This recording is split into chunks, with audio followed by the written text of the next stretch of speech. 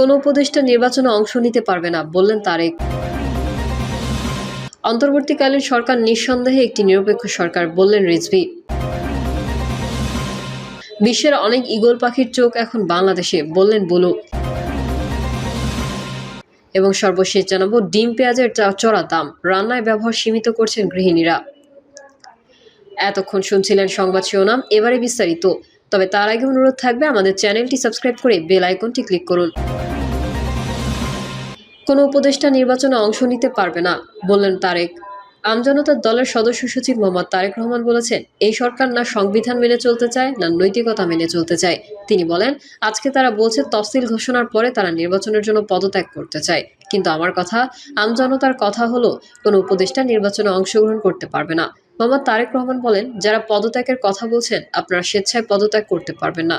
যাদের কথা নৈতিকতা নাই বলে মনে হবে, আমরা তাদের টেনে হিচড়ে নামাবো। আমরা আপনাদেরকে পদত্যাগ করার ওই সুযোগটা দিতে চাই না। উপদেষ্টা আসিফ মাহমুদ ও মাহফুজ আলমের নির্বাচনে অংশ নেওয়ার প্রসঙ্গে তারেক রহমান বলেন, ভাই, একসঙ্গে আন্দোলন সংগ্রাম করেছি। এই সরকার যখন গঠিত হয়েছিল তখন কথা ছিল, যারা নির্বাচনে অংশগ্রহণ করবে তারা উপদেষ্টা পরিষদে যাবে না, যারা নির্বাচনে অংশগ্রহণ করবে না তারা উপদেষ্টা পরিষদে যাবে। আজকে অন্তর্বর্তীকালীন সরকারের উপদেষ্টা হয়ে টাকা পয়সা বানিয়ে নৈতিকতা বিসর্জন দিয়ে সেই টাকা দিয়ে সামনে নির্বাচনে খেলতে চাও, তাই তো আমাদের স্পষ্ট কথা, খেলা তো দূরের কথা, আমরা তোমাদের মাঠেই নামতে দেব না।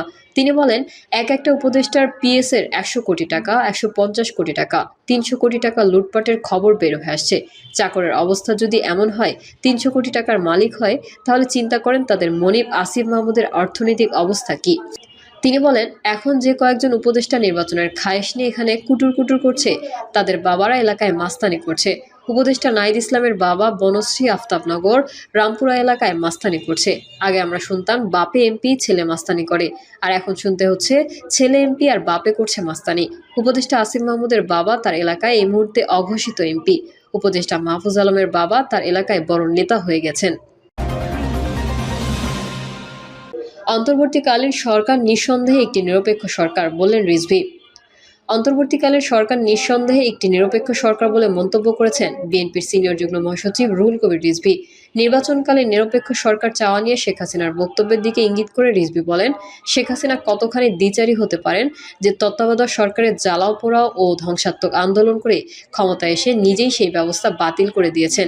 এই হচ্ছে শেখ হাসিনা, যার কোনো ওয়াদা অঙ্গীকার নেই। বিএনপির এই নেতা বলেন, অন্তর্বর্তী সরকারের কাছে মানুষের অনেক দাবি দেওয়া, আমাদের প্রত্যাশা শান্তি স্বস্তি থাকবে। মানুষের শেষ আশ্রয়স্থল হচ্ছে আদালত, সেখানে ন্যায় বিচার পাবে। সরকারের আন্তরিকতা কম সেটা বলবো না। আজকে আর্থিক ক্ষেত্রে মুদ্রাস্ফীতি অনেক কমে আসছে, জিনিসপত্রের দাম এখনো কমছে না, কর্মসংস্থান হচ্ছে না, একের পর এক কলকারখানা বন্ধ হয়ে যাচ্ছে। কর্মসংস্থান না থাকলে দুর্ভিক্ষের আলামত তৈরি হয়।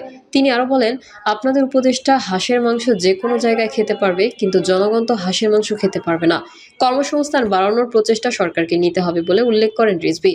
তিনি বলেন, মানুষ বেকার থাকলে দুর্ভিক্ষের পতন ধ্বনি শোনা যাবে। সাবেক এই ছাত্রনেতা বলেন, জুলাই সনদের জন্য সুপারিশ আসবে, কিন্তু সেটার জন্য আইন ও সংবিধান সংশোধন করতে হয়, তা নির্বাচিত সংসদ করবে। একটি রাজনৈতিক দল বলছেন, আগেই গণভোট দিতে হবে। কেন? যদি মূল নীতিমালায় কোনো পরিবর্তন করতে হয়, মূল নীতিমালা অখণ্ড বিষয়, সেটা সংশোধন করা যায়, তবে সেটা করবে সংসদ। কিন্তু শেখ হাসিনার মতো যদি হয়, প্রধান বিচারপতির সঙ্গে আমার মতের মিল হয়নি, তাই তাকে গোয়েন্দা সংস্থার লোক পাঠিয়ে পিস্তল ঠেকিয়ে দেশ থেকে বিতাড়িত করেছে। এই ধরনের বৈশিষ্ট্য এবং আলামত এখন কেন থাকবে? যেই নিয়ম শেখ হাসিনা ভেঙেছে সেটা তো আবার চালু করতে পারি না। রিজভী আরও বলেন, অবাধ সুষ্ঠু নির্বাচন দিয়ে জনগণের সরকার প্রতিষ্ঠা করুন। তারা দেশের এবং গণতন্ত্রের স্বার্থে সংবিধান সংশোধন করতে হলে করবে, সেটা তাদের দায়িত্ব, কিন্তু আগে সেটা মানবে না, করতে হবে। যেসব সংস্কারে সব ঐকমত্য হয়েছে তার একটা সুপারিশ থাকবে, সেটা নির্বাচিত সংসদ সংশোধন করবে, আইনি ভিত্তি দেবে। সেটা না করে আগেই তালগাছ আমার বলে চিৎকার করতে থাকি। ফ্যাসিবাদী শক্তি প্রশাসনে এখনও ঘাপটি মেরে বসে আছে। তারা সুযোগ পেলে অন্তর্বর্তীকালীন সরকার ও জনগণের বিরুদ্ধে কাজ করবে। আজকে সবাই বলছে ফ্যাসিবাদী শক্তি সচিবালয় সহ বিভিন্ন জায়গায় বসে আছে, তারা বিভ্রান্তি তৈরি করার জন্য কাজ করছেন।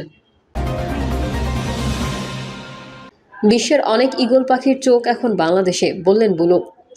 বিএনপির ভাইস চেয়ারম্যান বরকতুল্লাহ বুলু বলেছেন, দেশি বিদেশি অনেক শক্তি বিএনপির বিপক্ষে দাঁড়িয়েছে। ভূ রাজনৈতিক কারণে সারা বিশ্বের অনেক ঈগল পাখির চোখ এখন বাংলাদেশে। সেই চোখ উপেক্ষা করে বাংলাদেশকে রক্ষা করতে হবে। এজন্য বিএনপির বিকল্প নেই। আমরা উগ্র রাজনীতিতে বিশ্বাস করি না, যারা ৭১-এর মুক্তিযুদ্ধকে স্বীকার করে না, যারা শহীদ প্রেসিডেন্ট জিয়াউর রহমানের স্বাধীনতাকে ঘোষণাকে বিশ্বাস করে না, বাংলাদেশে তাদের ভোট চাওয়ার অধিকার নাই, রাজনীতি করার অধিকার নাই। বুলু বলেন, শেখ মুজিব বাকশাল গঠন করে সব রাজনৈতিক দল নিষিদ্ধ করে দিয়েছিলেন, কিন্তু পরবর্তীতে জিয়াউর রহমান ক্ষমতায় এসে বাকশাল বহাল না রেখে কেউ কোনো নতুন রাজনৈতিক দল গঠন করতে চাইলে রাষ্ট্রপতি বারবার আবেদন করার কথা বলেন। এরপরে আব্দুল মালেক উকিল প্রেসিডেন্ট জিয়াউর রহমানের কাছে আওয়ামী লীগকে পুনরায় গঠন করার লক্ষ্যে আওয়ামী লীগের রাজনৈতিক কার্যক্রম পরিচালনার অনুমতি চান। আওয়ামী লীগ শহীদ প্রেসিডেন্ট জিয়াউর রহমানের অনুদানের প্রাপ্ত আওয়ামী লীগ। সেদিন যদি মালেক উকিলের আবেদনে জিয়াউর রহমান সাড়া না দিতেন, তাহলে বাংলাদেশে আওয়ামী লীগের অস্তিত্ব থাকতো না।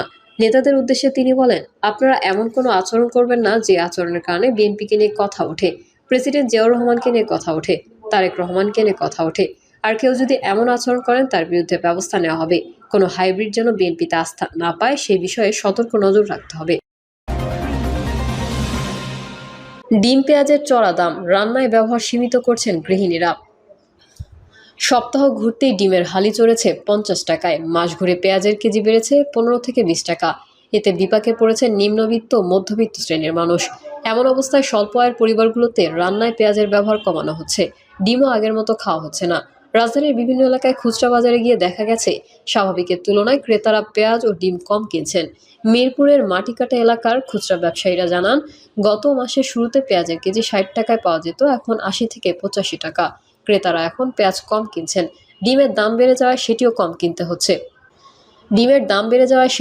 বিক্রি হচ্ছে।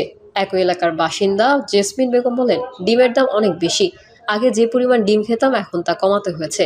পেঁয়াজও আগের মতো ব্যবহার করছি না। উত্তরার আজমপুর এলাকার গৃহিণী রোকসানা আক্তার বলেন, ডিমের দাম ৫০ আর পেঁয়াজের কেজি ৮০ টাকা। এভাবে চলতে থাকলে তো সংসারের খরচ চালানো মুশকিল। ডিম এখন সপ্তাহে ২-৩ দিন কিনি, প্রতিদিন খাই না। পেঁয়াজের ব্যবহার অর্ধেক কমিয়ে দিয়েছি। রবিউল ইসলাম নামে আরেক ক্রেতা বলেন, সরবরাহ ব্যবস্থার দুর্বলতা এবং সিন্ডিকেটের কারণে বাজার নিয়ন্ত্রণহীন হয়ে পড়েছে। পেঁয়াজ ও ডিমের চড়া দামের কারণে হিসেব করে কিনতে হচ্ছে।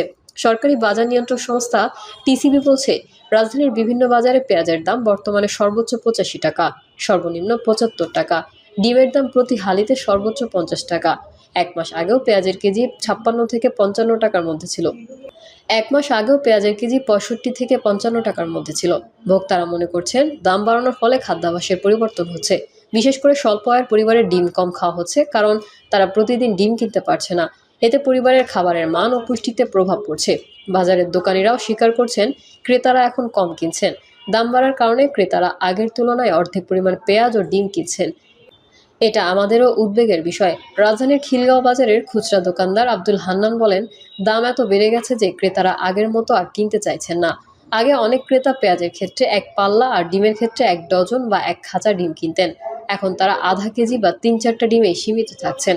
নিউ মার্কেট এলাকার দোকানদার হুমায়ুন কবির বলেন, ক্রেতাদের চাপ কমে গেছে। আগে দোকানে ভিড় লেগেই থাকতো, এখন অনেকেই শুধু দাম জিজ্ঞেস করে চলে যাচ্ছেন। কিন্তু এখানে আমাদেরও করার কিছু নেই। গত ১২ই আগস্ট বাণিজ্য উপদেষ্টা শেখ বসিরউদ্দিন জানিয়েছেন, পেঁয়াজের দাম নিয়ন্ত্রণে শিগগিরই আমদানির সুযোগ উন্মুক্ত করে দেওয়া হবে।